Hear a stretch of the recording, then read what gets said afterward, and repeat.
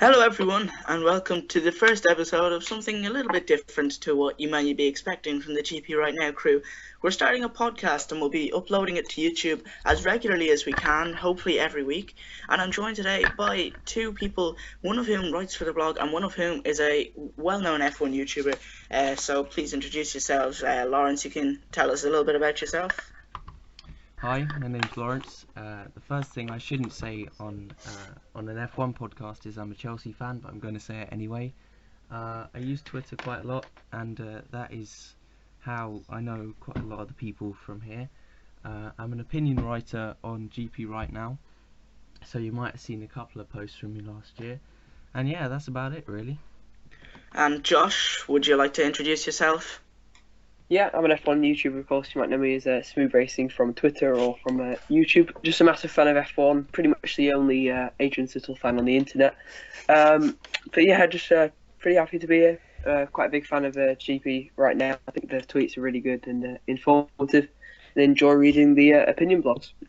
Yeah, and my name is Owen Harrington. I write for the blog as well, and I have my own YouTube channel, which I haven't uploaded anything to this year. So hopefully I'll get back on track with that soon. But I also write for GP Right Now, some opinion articles, and yeah, so let's jump right in. So today we'll be discussing Ferrari's apparent rejuvenation from the Jerez test, and also we'll be looking forward to Barcelona and talking about, what people are looking forward to and what we're expecting. So let's jump in. Ferrari posted the fastest time from the Jerez test. They were the only team to get into the 120s, and the question we're asking today, Lawrence, is can we read into this? Are Ferrari back to their golden days? I think what was the lap time? A 120. What was the lap time? A 120.8, 120.7? Yeah, 128.41 by Raikkonen on day 4. Yeah, I think Josh mentioned it at one point. Golden Days is a bit of a push, but I think we can read into the lap time. It's definitely a lot more competitive than it would have been last season. And Josh, can you see Ferrari perhaps winning a race with this pace this year? Because obviously last year they didn't win a race for the first time in over 20 years. So especially with Alonso gone now, there's not a lot of pressure on them to perform this year. Oh yes, definitely. Yeah, of course, that's such disappointing. Not just 2014, but 2013 was pretty bad, and I think they probably just got a bit lucky, to be honest, in 2012. So I don't agreeing with Lawrence. I don't think they're back to the golden days, but it could be the start of kind of something similar to that, maybe kind of the start of a new era. Vettel's definitely a great person to kind of lead the team forward. Raikkonen probably not so much. He'll do well if the car's really good, but if it's another kind of 2014 right off, I wouldn't expect too much from him. But I think, yeah, I think they will win a race, to be honest. They came close in 2014 at Hungary, so I think definitely with a probably improved car, and if Vettel's on form, I think they could definitely score a couple of wins in 2015. And you mentioned the race in Hungary last year. That was one of only 2 podiums Ferrari got last year, and both of them were superhuman efforts from Fernando Alonso. But they've got a talent in Sebastian Vettel that isn't too bad in his own right, Lawrence. So can you see him kind of leading the charge in the next few years? I mean, obviously Josh has referenced the fact that Kimi Raikkonen probably isn't the guy to lead the team forward, but I'm sure if they can get him on, be contenders for a good few race wins this year.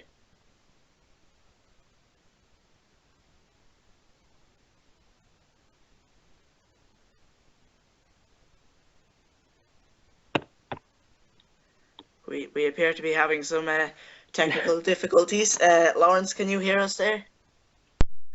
Yes, and that was probably more my fault than anyone else's, but That's again, no problem. What I was saying before we had the technical difficulties that we're going to blame everything on, I think Seb had one of the worst years of his career in 2014. We all knew that Daniel was quick when he came into Red Bull last year, but I don't think anyone thought that he was going to do what he did in 2014. What was it, 3 race wins? Yeah, it was a phenomenal effort from Ricciardo. And Spa as well. A car that should never win Spa with the lack of straight line speed it has. To have done that was remarkable from him, and I think Seb knew quite early on in the season that he wasn't staying at Red Bull. I think the defining moment was, do you remember his pass at Spa?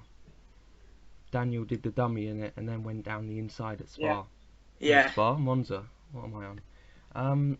I think that was when Seb knew he was leaving. He's got a point to prove, and I think he is definitely the right guy to take Ferrari forward. But I think a problem Ferrari do have now, we saw last year, Kimi Raikkonen isn't very good when he doesn't have a car that he wants. I mean, yes, he's had many years in his career where he's proven otherwise, but as you get older, things change. So I think Kimi's going to need a car that suits him, and I think Seb's the same, because last year his car wasn't exactly as he liked it, was it?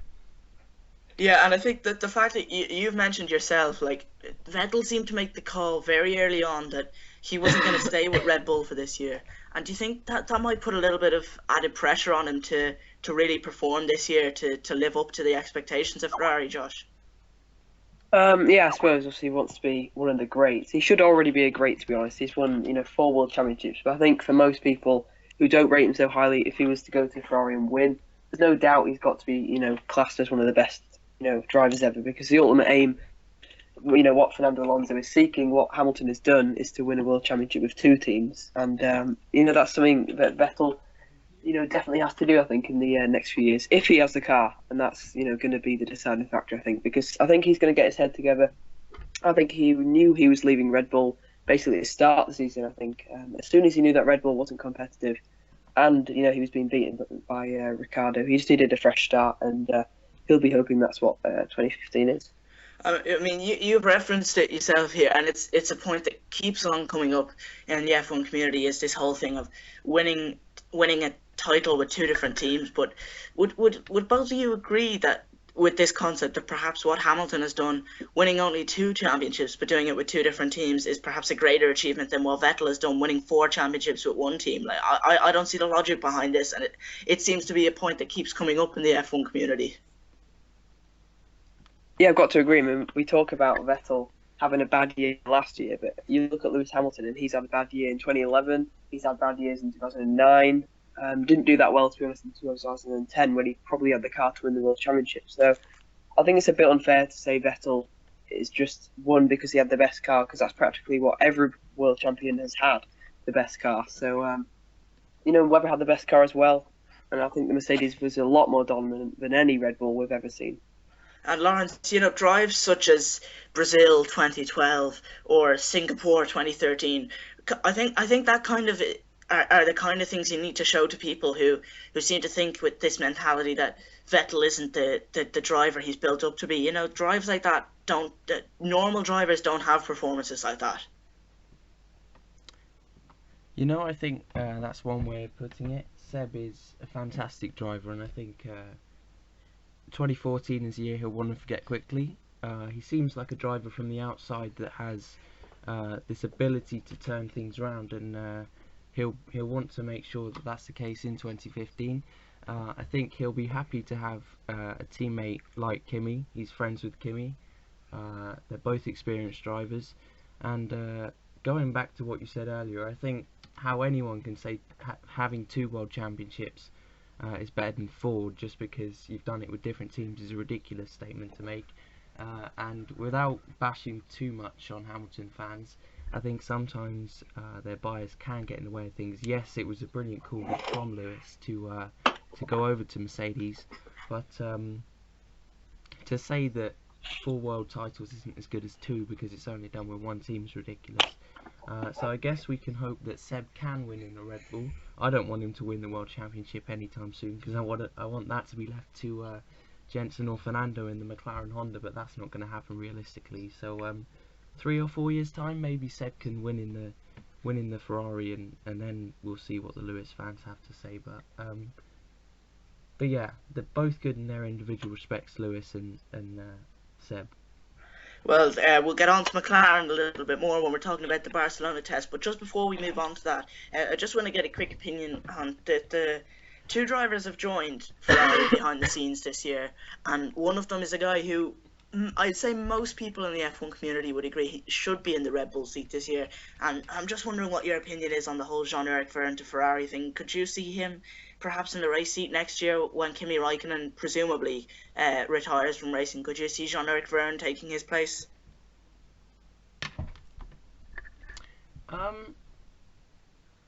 It's hard to say because the way Red Bull and Toro Rosso have treated him, is there something underlying? Is there something in there? Because Jean-Eric is a consistent driver, he's a good driver. Until recently, he didn't really say anything against the team. There were rumours he was going to Williams as, what was it, third driver or reserve driver, I'm not quite sure. But why didn't he end up at Williams? Yeah, that's one of the questions. I think the whole kind of element of I presume he's been living in Italy for the last few years. Maybe that had an element to go with it, but at the same time, there must be something about Ferrari that's making people like Vettel and Verne and perhaps to a lesser extent Gutierrez all kind of favour Ferrari. You know, there must be something that's going on there, a revolution of sorts. A revolution is clearly what's happening. Whether it's too much of a revolution, we'll have to wait and see. But if he joined Williams, he would have got a lot more track time than he would at Ferrari. I think at Ferrari he's only doing sim work, isn't he? So I think so, yeah. So I'm struggling to understand why that's the case. Is there something behind it that we don't understand? But for sure, Kimi doesn't have too many years in him, I wouldn't think. Is he the oldest or the second oldest on the grid behind Jensen? He's certainly up there, yeah. So he won't have many years in him. I think. I think Jules Bianchi's horrific crash in Japan might, in a way, assist Jean if he does want the Ferrari seat. Because I think that Ferrari seat when Raikkonen had gone had Bianchi's name written all over it, which is it's unfortunate. And hopefully one day he'll be fit enough to drive. He'll never be capable of racing again, I wouldn't think, but to be able to drive an F1 car again would be great for him, but it's not going to happen. So whether Jean can get the race seat, I'm not sure, but I have suspicions that there's more to it than it looks like to us. Yeah, so obviously one person everyone seems to always forget until it's too late when we're talking about Ferrari or McLaren is Nico Hülkenberg, and we'll get onto his Team Force India a little bit more in our next point, which is the Barcelona test, which starts on Thursday. And Barcelona has kind of become the place where we really find out. We separate the boys from the men. And where do you see the test going? Who do you...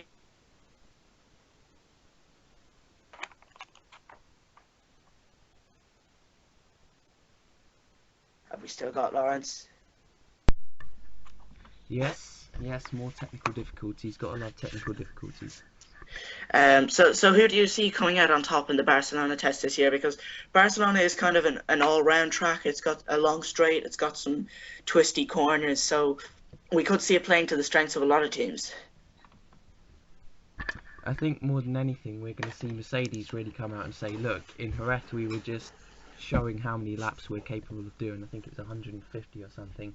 And we weren't going necessarily quick. If Ferrari and Sauber think they're quick, then they need to watch this, and I think that's when Mercedes are really going to come out and show their own. I'll be interested, like you mentioned already, with Nico Hülkenberg, to see how Force India do. They look like they've got financial problems, and no matter what Fernley says, I do think that turning Marusha's move down to use the 2014 car was for financial reasons.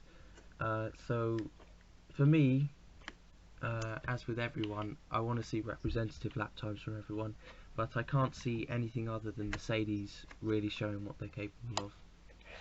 And Josh, you know, we haven't seen much from McLaren this year. Obviously, Jerez, they were 7 seconds off the pace most days. So can you see them doing anything in Barcelona, or do you think this year is very much going to be a kind of a gap year where they develop the car and really start pushing for 2016? I think I'll get a bit more running done in Barcelona. They only got 79 laps over the 4 days in Jerez, so I think I'll get more laps than that. Maybe push towards kind of 200, 300 laps. That'll certainly be a good effort or kind of target for them. I definitely think. In terms of reliability for the whole season, it's going to be tough. I think with them, both of the drivers being on a 2-year contract, just probably focus on 2016 and just see what comes, to be honest, in 2015. If they haven't got a good car in Australia, they need to kind of work on the 2016 car pretty soon, I think. Just try and, iron out any problems that might happen during 2015 and probably just aim for the 2016 season. And Lawrence, that's one thing that Josh has mentioned there is that the two drivers are both on 2 or 3 year contracts. So do you think there's going to be a certain element of favoritism towards Alonso, or can you see this being a really even fight between Button and Alonso? I think Alonso's grown up since he was last with McLaren, and I think Ron Dennis is less strict than he was last time with him. And on that basis, with both being more mature than they were before, I can see it being quite equal. But I don't think Ron has ever been a big fan of Jensen. I think it's almost miraculous that Jensen kept his seat, and I'm very happy that is the case. But I can see it being reasonably equal. But if there is ever a time where one driver needs to be favoured, I think we all know who it's going to be. And I suppose, Josh, one of the things about the tests is that, we saw it a lot in 2013 when Force India were trying to decide who their second driver would be, whether it be Adrian Sutil or Jules Bianchi. The teams tend to run test drivers in tests. That's the whole kind of purpose behind them. But with McLaren, they're the only team that really have two really strong test drivers this year in Magnussen and Van Dorn. And yet, because of the lack of running they got in Jerez, it looks like they may be the only team that mightn't get a chance to run their test drivers at all during this test season. Yeah, probably. I think McLaren have to consider Stoffel Van Dorn. He's a massive talent. He was, the highest placed rookie in GP2 in ages, I think, since Nick Hulkenberg won the championship. He is really the next big thing, to be honest. Yes, Magnussen beat him in the Formula Renault 3.5 season. They were both together. But before that, Magnussen had already had a year's experience, and once again, Van Dorn was a rookie in that series. So I think Van Dorn's a massive talent. I think he's probably going to do better than Magnussen if they would put him in the F1 car for McLaren. I think 2017 would be a really good time to put him in over 2016. If Jensen or Fernando aren't doing too well, I think Alonso is probably going to walk it, to be honest, in terms of the teammate battle. Button always seems to have either less pace in qualifying or just a lot of bad luck. We saw that a lot with Hamilton. And look over the past 2 years, he's only had Magnussen and Perez to contend with. So I think he might get a bit of a shock when, someone to the higher caliber as Hamilton comes up against him. I'm not sure I'd agree with you on that. Like, I think Button isn't the out and out fastest driver on the grid. We all know that people like Lewis Hamilton and Sebastian Vettel are much faster than him in terms of pure raw speed. But if you look at the stats, I don't think Button's ever definitively over a set number of years lost to any teammate he's had. And I think he beat Lewis Hamilton in the 3 years they were together at McLaren, and no other teammate can say that they out and out beat Lewis Hamilton. Nobody can say that about him. So would you agree with that, Lawrence, that Button may get run over by Alonso, or would you say it's going to be a closer encounter than that? Obviously, I'm a Jensen fan, so Josh, you're on your own with what you said. Unfortunately for you, Lewis was a little bit down with reliability. I've always argued that his driving style was accountable for that to an extent. I think that Jensen was always much smoother with the car, and that's why he had less problems reliability-wise, which meant that he was able to outscore him over the years. I think Jensen's biggest credit was always his consistency. He was always in the points, even lower down in his career, which is why he had such a good season in 2004. But Fernando is also a very consistent driver. Yes, Jensen's only had Kevin and Sergio, who I rate both of those quite highly, but they're never going to be on his level in terms of consistency. But now he has a teammate that's very consistent in Fernando, so I'm really not sure. But I don't think it'll be a runaway by Alonso, not by a long stretch. What are we seeing as the tightest team main battle this year? Because I'm sort of leaning towards Ferrari, but at the same time, Mercedes and McLaren both have really evenly matched teammates. I think this year could be a really interesting year for teammate battles. I'm gonna go with Mercedes. I think from the very start of the season, what was the championship separated by? I can't. How many points was the championship separated by? Because they won By into the the last race. by the end of the season, Hamilton I think won it by around 80 points, but that's because of the double points win. Yeah, it's because the double points would have been 50 points, wouldn't it? So it would have been 30 points before the last race, and when you consider that the Mercedes was a car that won God knows how many Grand Prix in the season, I don't think 30 points is much. If we're looking at proportion, then I think the Mercedes one will be the closest. I think Rosberg knew from turn 1 on the first lap of Abu Dhabi that the championship was over. And I think him wanting to finish the race, he was told to retire the car. He's like, no, I'm going to finish this. Even with the problems he had, I think he finished P13 or something like that. And then when he jumped out of the car and he went up to Lewis on the podium and congratulated him, I think that was his way of saying, look, I'm going to congratulate you, I lost, I'm going to take that, but wait and see what happens next year. And I think Nico has a point to prove. So that's why it'll be so close. And Josh, what do you think? Can you see Rosberg really taking the fight to Hamilton this year? I think I'll take the fight to him, but I don't think he's going to beat him, to be honest. I think Hamilton's got this. I think during the 2014 season, the reliability kind of made the championship closer because Hamilton had a lot of problems kind of at the start of the year and kind of in the middle. That kind of brought Rosberg closer to him. And then kind of when it was all kind of even, when Rosberg was having his problems, Hamilton could kind of just streak away. And I think it could be something similar, to be honest, if they're close in 2015. So I'm going to go with Williams as the closest teammate battle. I thought that was really close last year. Massa had a lot of bad luck in the start of the year, but he came back in the second half and really started taking it to Bottas. Bottas, brilliant, to be honest, in his second year in F1. So I think that's the closest. Just a quick question before we finish up. Based on what you've said there, can either of you see Williams winning a race this year, or which teams do you see winning a race this year? Ooh. Well, definitely not going to discount Mercedes. There's no way that they're not going to win a race. So Mercedes are almost definitely in there. That'll be both drivers winning, no doubt. Ferrari, I think, are capable of it. The car looks quick, even if they were doing glory runs. Williams will win if they can catch up to the Mercedes, because that car looks consistent and it looks reliable. But besides that, besides your Mercedes, your Ferrari, and your Williams, can anyone else win? No Red Bull, no Ricciardo. I think it's gonna be extremely hard for Ricciardo to replicate just how good last year was. Even if he manages to win a world championship in the future, it's gonna be so hard to replicate just how incredibly good he was last year. And I don't see Daniel Kvyat doing anything to replicate that. I think this is very much going to be a transitional year for Red Bull, especially with both Vettel and Adrian Newey gone. And let's not forget, I think they said the Mercedes has 50 brake horsepower more.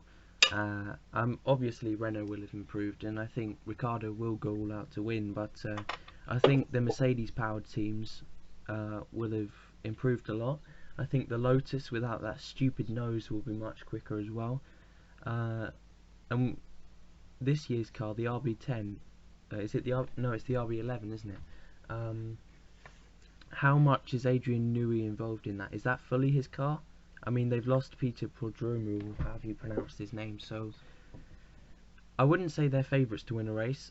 I would genuinely put Williams in front of Red Bull in terms of winning a race, which might sound stupid, but I'm not sure how well Danny Kvyat will do, and Ricciardo won't have as good a year as he did last year, so I'm really not sure. Just, you mentioned there the RB11, just maybe a 2-minute discussion at the end. It has one of the most interesting liveries of all time, and maybe just, what's your favourite F1 car livery of all time?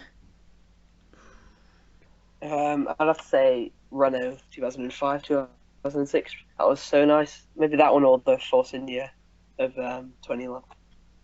And Lawrence, what's top of your F1 livery list? I think I would go quite a way back. I'm not going to go as far back as the MP44 because too many people would say that. I'm a big fan of, what was it, 1990 Tyrrells, something like that, the navy blue and white back then. That was good because that was quite simple, but it worked so well.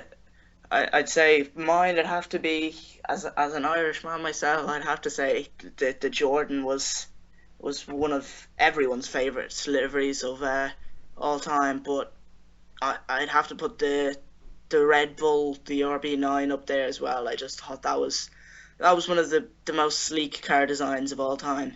I think the Brawn's up there as well, the one-time wonder. I love that Brawn because that was simple as well. The 2010 Renault, that was nice. The black and yellow, that was good as well. Yeah. We could sit here all day talking about F1 liveries, but thank you very much, Lawrence, and especially to Josh for filling in at the last minute, for joining us today on the podcast. We'll be back again soon to discuss the aftermath to the Barcelona test, and more topics which will inevitably pop up over the next little while. But from me and from Lawrence and Josh, we hope you enjoyed the show. If you want to drop your opinions in the comments, go ahead, leave a like on the video, and don't forget to subscribe. But from all of us, thank you very much for listening, and we'll catch you next time.